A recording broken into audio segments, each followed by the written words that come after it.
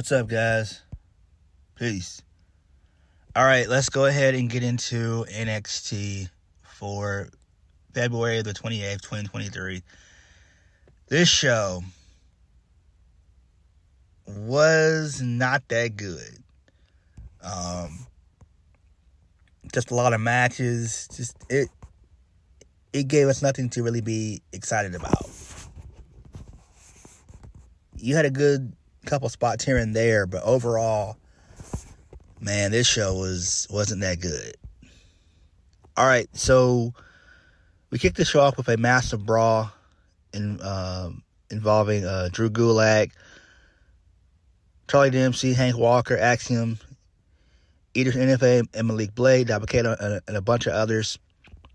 So it spreads out into the arena, and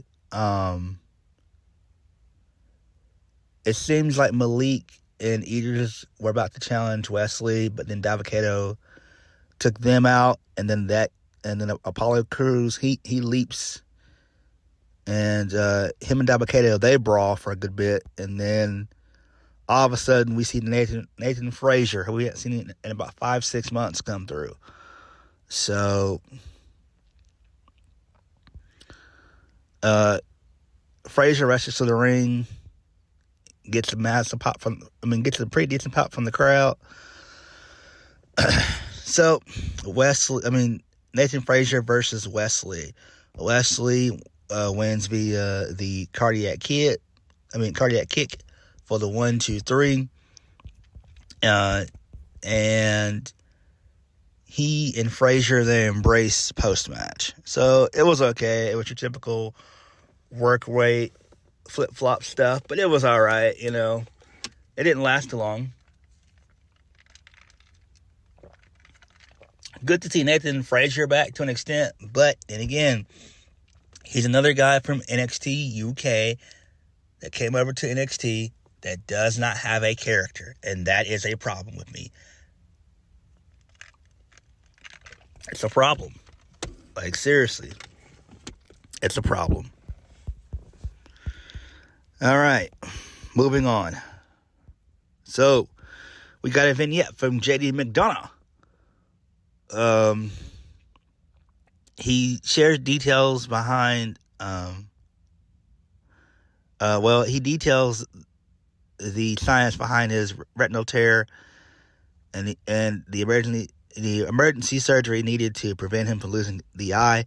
JD says he doesn't expect Ilya Dragunov to know what this feels like, but he promises Ilya. He promises Ilya will. JD says between Ilya's desire to endure pain and JD's desire to inflict pain, their next match will be a beautiful symphony that Ilya wants. JD says Ilya is a ring warrior and he has the highest threshold for pain JD's ever seen. But as soon as JD's eye is getting better and the vision is coming back into focus, he will push Ilya to places he's never seen before. He will break Ilya, make him suffer, and send him home permanently. Oh, boy. I am so tired of this feud between Dragunov and JD McDonough. I'm tired of it. I like both guys, but damn, this stuff is boring. Like, come on. For real. It needs to end at Stand and Deliver. Maybe a last man standing match, or maybe a steel cage match, or maybe even like a no holds barred. That has to end the feud. Like, seriously.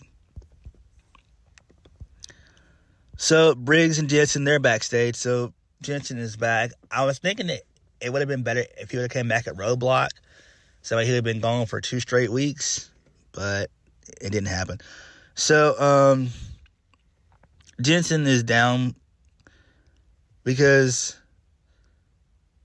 things aren't the same between he and Kiana James since Valentine's Day. So Briggs says they're both stupid when it comes to women. Briggs hypes up Jensen and tells him to look at how he's improved in 6 months, saying the Brooks of 6 months ago would be proud of who he is today. And then they dip out. So we got a brief little promo of Tyler Bate. A little video package of him. He's going to face Carmella in the main event. So Mackenzie Mitchell, she's backstage with Hank Walker. She asked about his involvement with tonight's opening brawl. Hank says he was there to get a piece of Drew Gulak and to earn a shot at the North American Championship, because that would prove he belongs in NXT. So Axiom walks into play and asks Hank what the hell was up with the earlier brawl. Hank apologizes. It got hectic. He didn't mean to kick Axiom, but Axiom got stuck in the crossfire. Axiom says Walker almost knocked him out, and now they have a problem because Walker cost him a title shot. Axiom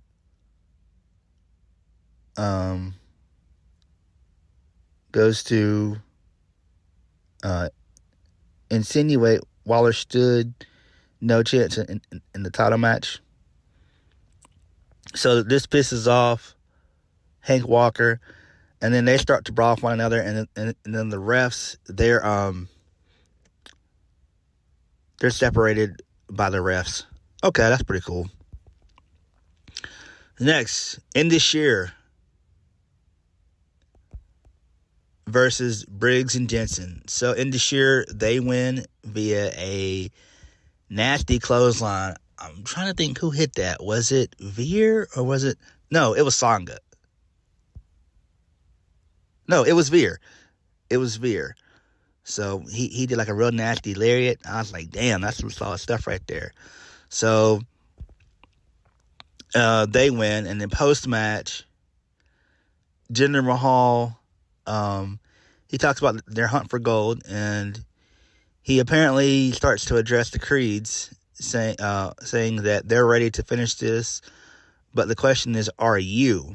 Jinder says they have given him a beating in the past, and it will be 10 times worse at Roadblock. So it's going to be a 6-man tag, according to Vic Joseph on commentary. That can rule. That can rule.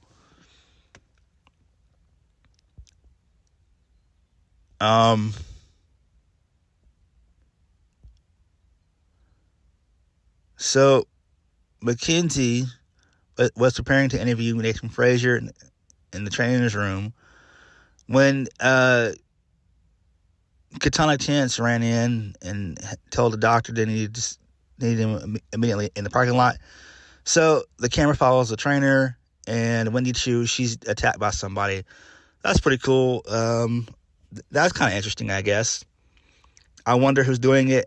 I have no idea. But it's interesting. It might be Cora Jade. You never know. I don't know. We haven't seen her in a while.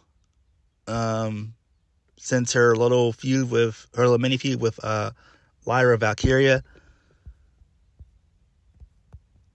Now we get Gigi Dolin. So Dolin, she yells for the music to be cut. This was a really good promo. And says that that's the last time we're going to hear that awful song. She knocks Jacy and says her life was changed when her skull was smashed in the ring 3 weeks ago, but that wasn't the big change in her life or the big first betrayal in her life. She said Jacy made her realize who she really is and what she's made of. She says it was fun being the mean girls of Toxic Attraction, but it was fun to channel her own inner demons, because deep down, she's just been happy to survive. She says that Jacy knows this because Gigi shared everything with her. Gigi says Jacy knows how Dolan's own mother used her and abused her, and when she finally got the chance to run away as a teenager, she was determined to show her little brother she could make it into WWE, and they could make it on their own.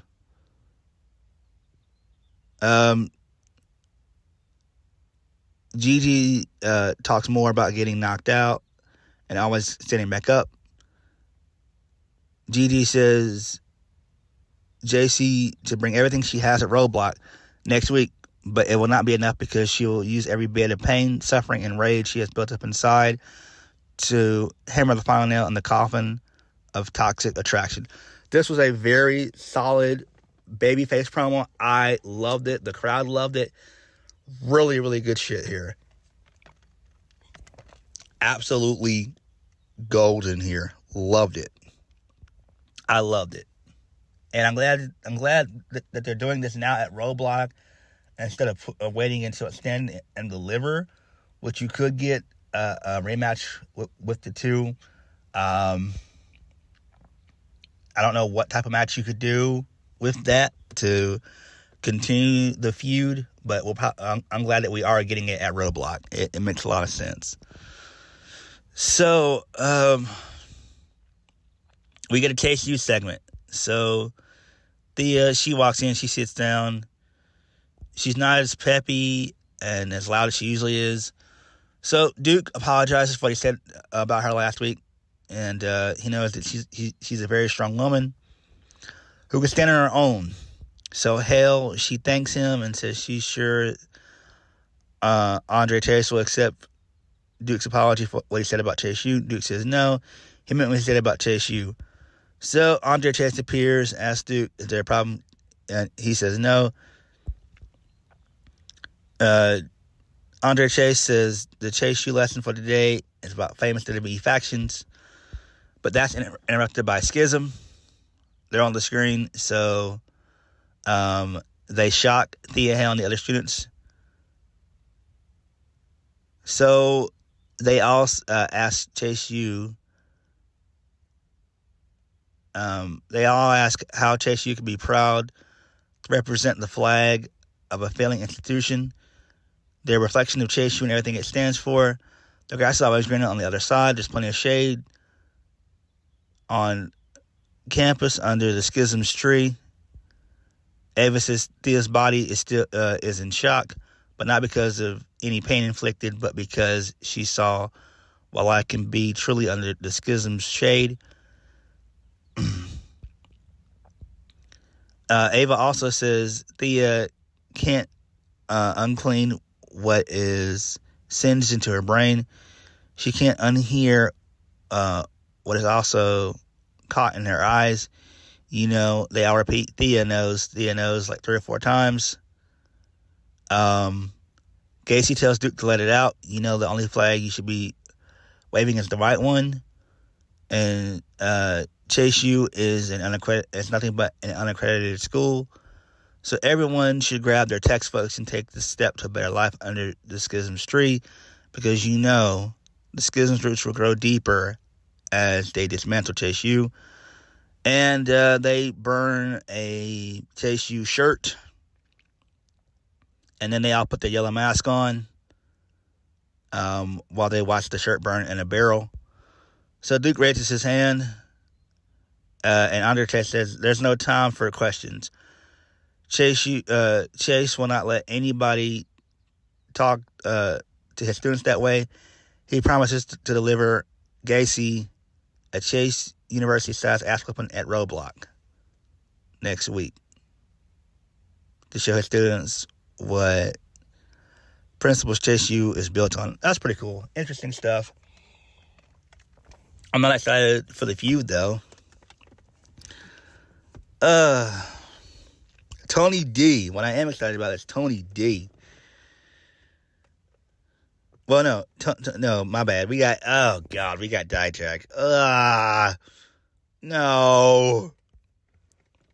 Damn. Can't stand Dijak. So Dijak says Tony D could have saved him so much sorrow, but now he's public enemy number 1. Dijak says Tony will not lock him into solitary confinement, but next week at Roadblock, he'll lock Tony D down for good.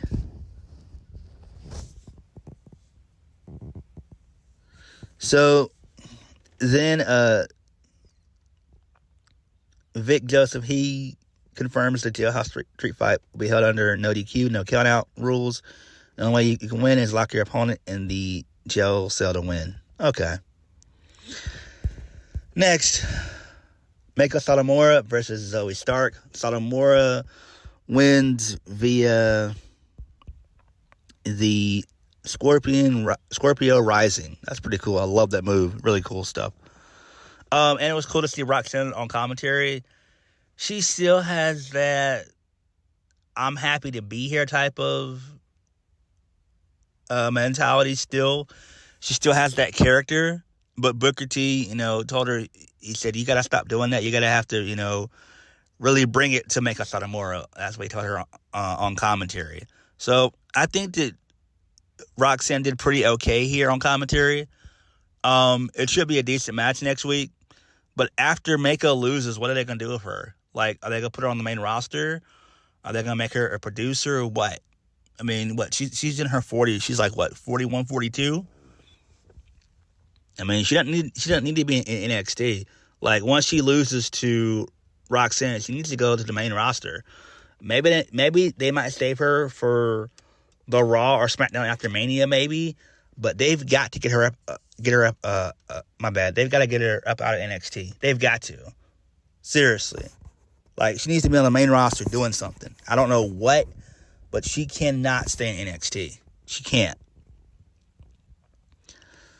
So, we saw the tweet of Shawn Michaels. He's accepted Grayson Waller's challenge to appear on the Grayson Waller Effect at Roadblock.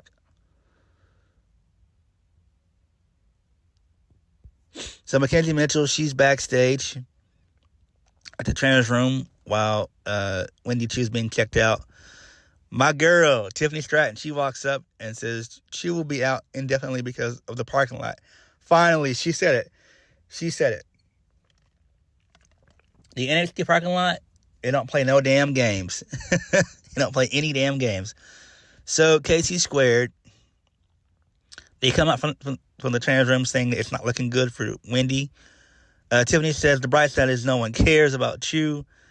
And KC Squared point to how Stratton had a long-standing issue with Wendy. Tiffany points to blame at them and says they accused. Where were they around when Nikita Lyons was attacked? Stratton says maybe she should become a detective. Chance tells her to stop the detective stuff. Go get your boots because Chance is going to give them a match. What? That makes no sense. When did Katana Chance start being a matchmaker here? It doesn't make any sense. Like, when can you just lay down challenges to anybody and say, all right, we got a match right now? Like, what? That don't make no damn sense.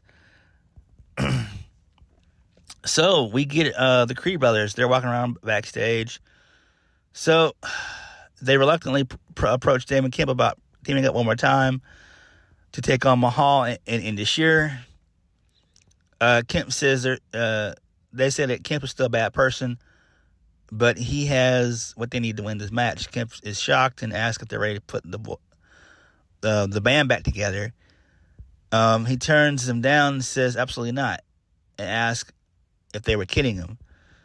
So Julius attempts to go for Damon Kemp, but Brutus holds him back as Damon walks off. And then comes Bron Breakker. He walks up, and since the Creed brothers kept last week's NXT title match against Jinder Mahal, he's going to team with them at Roadblock. So they're excited. They're on the same page. Julius Braun, if he could have shown up 1 minute sooner to save him from the humiliation of asking Damon Kemp to help him out. Braun and Brutus, they get Julius to bark with them at Roadblock. So that's pretty cool. So then we get Sol Ruca versus Elektra Lopez. So Sol Ruca wins because towards the end of the match, Valentina Feroz comes out And she turns down Elektra Lopez. She distracts her.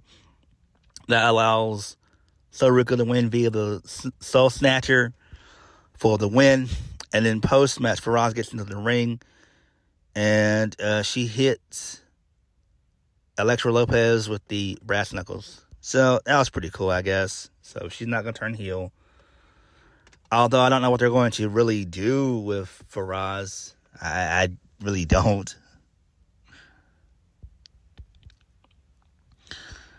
All right. Gallus Boys. They're playing pool.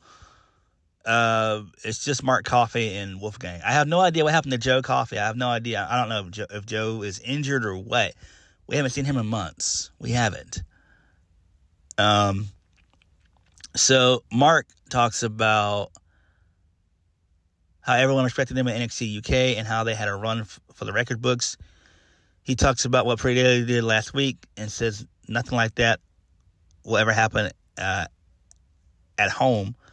Mark says 2 years ago, Pretty Deadly stole the NXT UK titles from them, then taunted them and jumped them last week. Mark says it's all fun and games until they try to make their titles with the NXT being their kingdom. Are they going to let two Brits do them like that? Mark is trying to get Wolfgang fired up. He keeps on playing pool. So Mark says Wolfgang should be raging. Wolfgang takes another shot, but is bumped into by an innocent bystander at the table. So Wolfgang smashes a glass over the guy's head and beats him down. So Mark Coffey watches and likes what he sees. Coffey says, "We're ready now." So Mackenzie is backstage with Yes Boys, Pretty Deadly. So they saw the Gallus video and said they didn't look so tough last week. They imagined how angry Gallus will be when they lose the titles. Mackenzie shows us a Drew McIntyre tweet where he warned Pretty Deadly how tough Gallus is. Because Drew's known them for like 10 years, supposedly. Pretty Deadly insults Scotland and says they'll have a sit-down talk with Gallus at Roadblock next week. Katana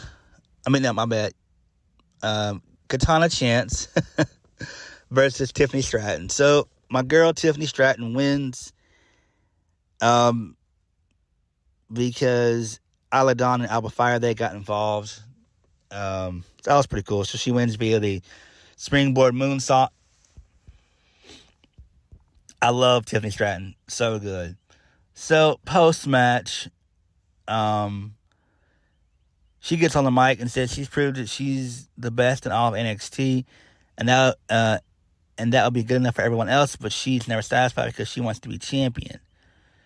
She says she doesn't care if Mecha Satomura or Roxanne Perez has the NXT Women's title after Roadblock because the title belongs to her. So I do like that. That's pretty cool. I'm guessing that's what we'll get at Stand and Deliver. I think that'd be a pretty good little feud. You know, you've got a solid heel and a lovable babyface in Roxanne Perez, so it does work. A little bit early with her doing it, but it makes sense. Like, we need this to be a full-blown feud between the two and not just a one and done at Stand and Deliver and then we move on. We can't do that. So Briggs approaches Jensen backstage. Jensen says their early loss was all on him. Briggs addresses Jensen and says that Fallon, Henley, and Kiana James aren't here.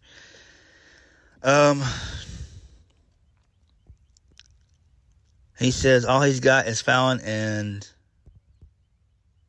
Jensen. He's happy for Jensen and James, but whatever is going on between the three of them has to stop because it's WrestleMania season and it's messing things up for them. So Jensen, he apologizes. Briggs knows he's sorry. Jensen says that it's a bad time but not a bad life. Fallon's already apologized to James, so the hard part is out of the way. All Jensen has to do is get his girl back. It's going to take some time. But if Briggs is being honest, Jensen said he's been overthinking and he wishes he had a do-over because he doesn't know the right words to say. Briggs says, you don't get a lot of do-overs in life, which is actually kind of true. At times you do, but for the most part you don't. But he will talk to Kiana for him. Briggs says he would do anything for Jensen. And then Jensen thanks him, and then they hug it out. That was pretty cool, I guess. Next, Axiom versus Hank Walker. Axiom wins via the golden ratio. So, moving on from that. So, Grayson Waller, he's checking in from a swimming pool somewhere via Twitter video. He wonders which version of Shawn Michaels will show up at the greatest Grayson Waller effect of all time next week. The Heartbreak Kid one more time, or the corporate stooge and the cowboy hat we've seen for the past few years. Grayson just asked that Shawn show him respect because they never say never. So don't make Waller put Michaels in a position he thought he'd never be in again. Okay, so that's pretty interesting. I do like that. That's kind of solid. I wouldn't mind Shawn Michaels putting on the boots and going at least 10 minutes with Grayson Waller. I don't think that it would be good to have a mystery opponent, although you could do that. But you don't need that, though. If you bring Dragon Lee in a situation, people have to know him. I don't know, man. I don't know. I think it would be fine. I do think that Shawn can take a couple of bumps. Waller is a safe worker. He's a safe guy. So I think it would be fine. But I'm interested in seeing what all plays out next week. Then the main event, Carmelo Hayes versus Tyler Bate. Carmelo wins via the nothing but net, the little leg drop that he does. I hate that. He needs to change it up. He needs to change that finish. Like, seriously. He can use that at times, but he needs to do something else. I don't know. And it just goes off with Mello and Trick standing tall in the ring. That's it. That was NXT. Not a lot happened on the show. Not a lot. Roadblock next week should be interesting, but this show this week just wasn't it. So, let me know what you guys think. So, please hit the like button, hit the subscribe button, and comment down below. I'll catch you guys later. Peace.